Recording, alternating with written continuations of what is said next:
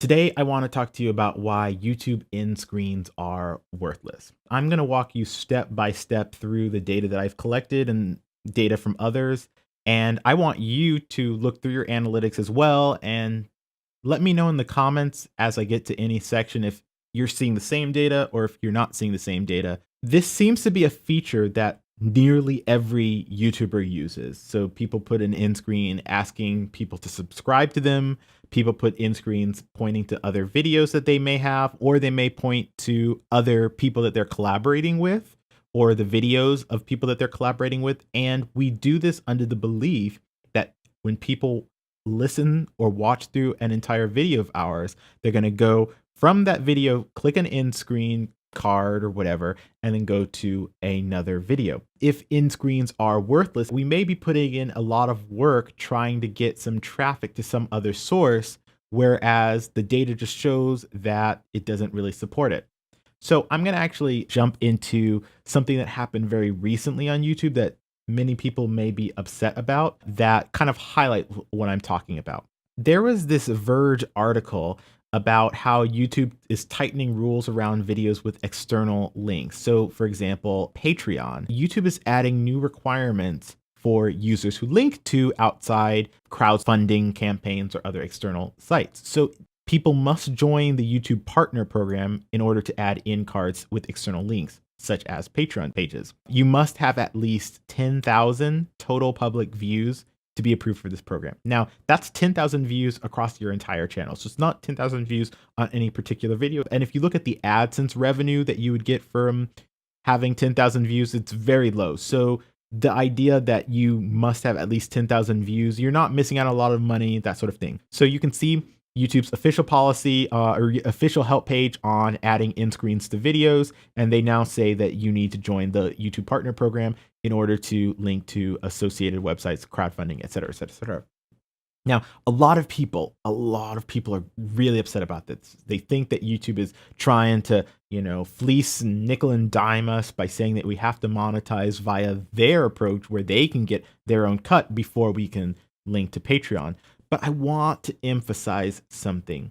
If you are relying on people clicking the external link to your Patreon at the end of your page, you should be highly suspicious that anyone is actually doing that. I primarily use end screens to point people to other videos. That's something I think that nearly every creator is going to try to put end screens on every single one of their videos. So what we can do is we can see what level of traffic is brought from end screens. Let me just jump over to my analytics here. End screens make up less than 0.5% of the traffic. Now you may say, okay, well, end screens weren't around forever, so you're going to have to account for the old traditional end screens, which were actually annotations that you would manually spend time to make.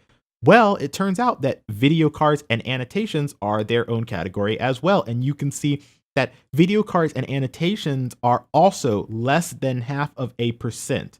Now, keep in mind that this is annotations and video cards. So if you've had cards that are in your video, which don't have to be at the end of the video, those are also nearly worthless in terms of getting traffic. So both of these combined are under 0.5%.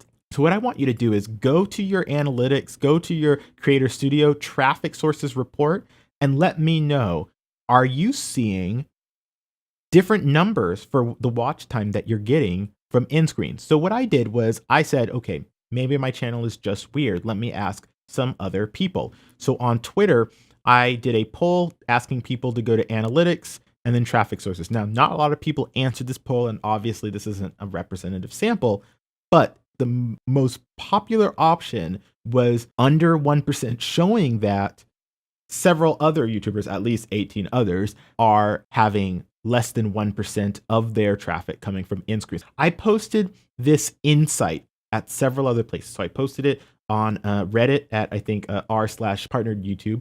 I posted it on the YouTube creator community forum, and I posted it on my Facebook and things like that.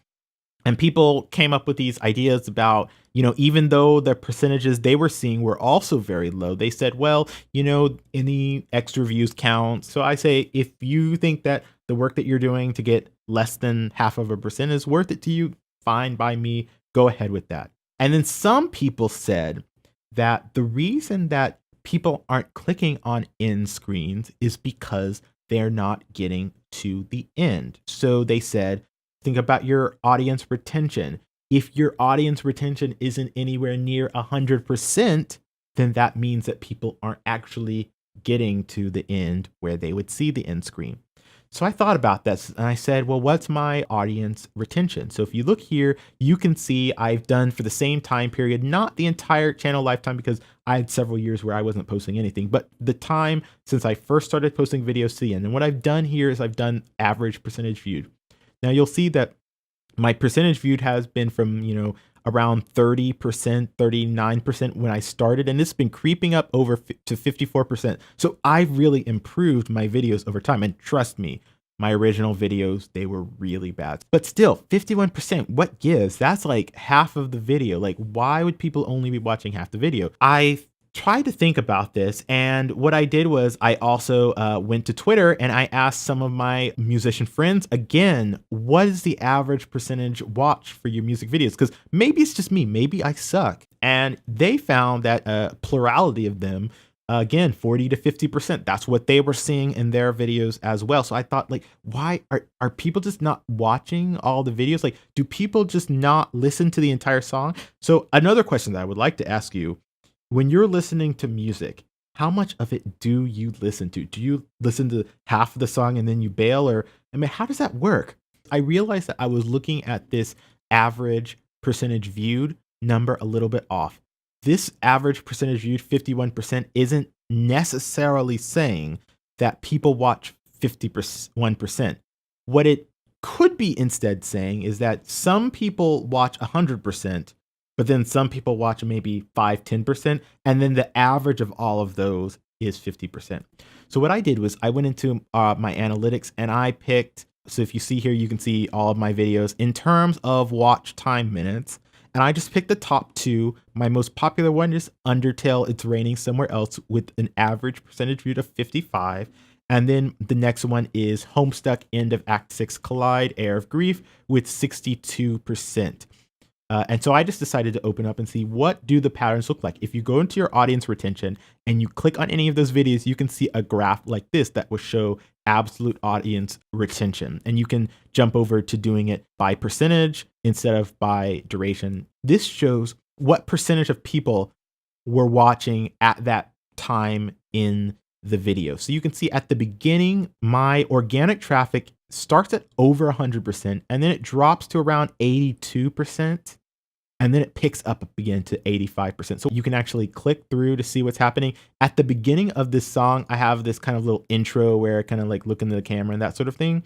And so it turns out that not a lot of people like that. People didn't completely leave the video. They just skipped to where it actually got started, and then they kept watching. So now what YouTube would say is that if you see a big dip in the first, say, 15 seconds, that's what true clickbait is. Like, they clicked because they saw the thumbnail, and when they got in the video, it wasn't what they expected, so they dropped out very soon. This is a little different. Like, I still have 85%, but what you'll see is as it goes on, it jumps to around 54, and then it gently slopes to 39. So 39% of people get all the way to the end. Now, then there's this little drop off here. What is this drop off? How do we get to 39 to 28%? Let me just jump here, and there is the end screen. So as you can see here, once it gets to this end screen, the audience knows, oops, the song is over. I can click out, right? We don't know from here, is this 30% of people, are they clicking on one of these annotations, or are they just going somewhere else? Well, again, if we go back to my traffic sources, annotations, less than 0.5%.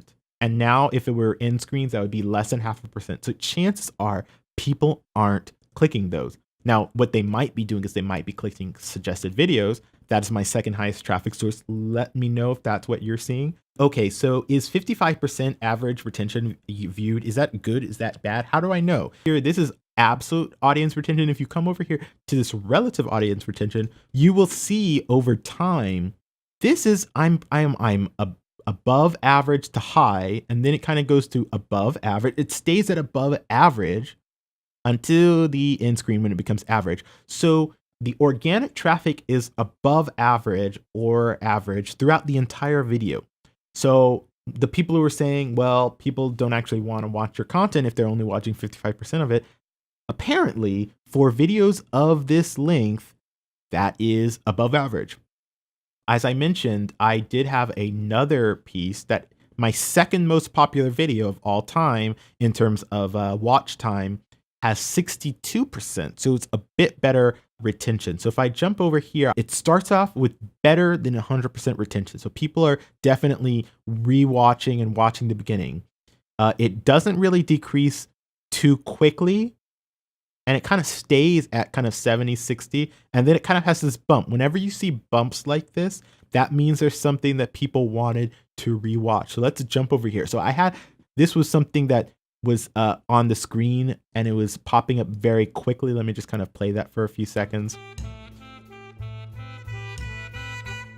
So you can see that part, like if you weren't really paying attention, you would miss it. So people had to go and rewind and maybe watch it on, 50% speed to kind of get what all those were. And it was relevant to the video story. So that makes sense. Here you can see that there is no real dip. It's just a gently sloping line and it kind of, gets here, that sort of thing. There's no in screen at all. What I've kind of gotten to recently is a happy medium. I don't have a dedicated end slate, but at the end of the song, there will be cards that pop up. But again, less than 0.5% for traffic from end screens or from cards and annotations. And you can see here the audience retention for a video of this length where it's 62% viewed. It's high, just high, above average all the way through. So you can't really say it's because people don't like the content.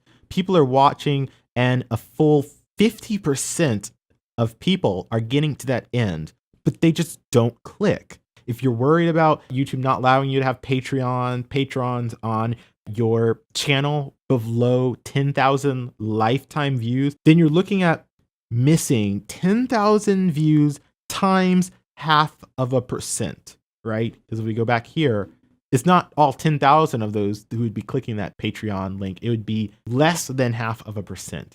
Folks, I really don't think that anyone should get too upset about this. Now, one fun thing that we can really do is check out the comparison of subscriber versus unsubscriber. So I'm just going to go into this comparison here. And then here you have it subscribed and not subscribed. I'm going to make it subscribed. And then I'm going to make the orange into not subscribed. Now, what you can see here, and this is really incredible, my subscribers watch a full 81% of the video versus my visitors to the channel who are just finding this through search or whatever are watching 60%. Now, 60% is still amazing, but it's not 81%. Now, let's break the comparison group and we look at those graphs. So you see here for subscribers, 70% of people are there at the end. But then when we jump over to not subscribed, this is where that steeper slope down drags the average audience retention down. Even though your subscribers are going to be more dedicated to watching you, your subscribers don't provide that much overall watch time traffic. So if we come over here and then do the same comparison where we have not subscribed, and then I'm going to do comparison group and add in subscribed, subscribers only brought in 2,700 watch time minutes, whereas non-subscribers brought in 27,000. So here is this very weird tension. If we come back to this traffic page, again, your end screens really don't matter whatsoever. Your video cards and annotations, they don't matter whatsoever. But what does matter, since most of your traffic is going to come from non-subscribers, is making sure that you're optimizing for YouTube search, making sure that you're optimizing for suggested videos, making sure that you have good thumbnails so that when people see your video in the search results or on the suggested videos, that they think that's interesting, I'm going to click on that. And then making sure that you have provided the value that they expect from that thumbnail so that they don't click out in like 5 seconds. Was there anything that you saw or heard in this video where you're looking at your own analytics data and you're saying, hey, that is not what I'm seeing. Please leave me a comment with what you are seeing. Does this make sense? Have you been more effective at in screens? What advice do you have? Because I would like, if in screens can be made more effective, I would definitely like to know your tips. So definitely leave that below. I look forward to hearing from you soon. Thanks and bye.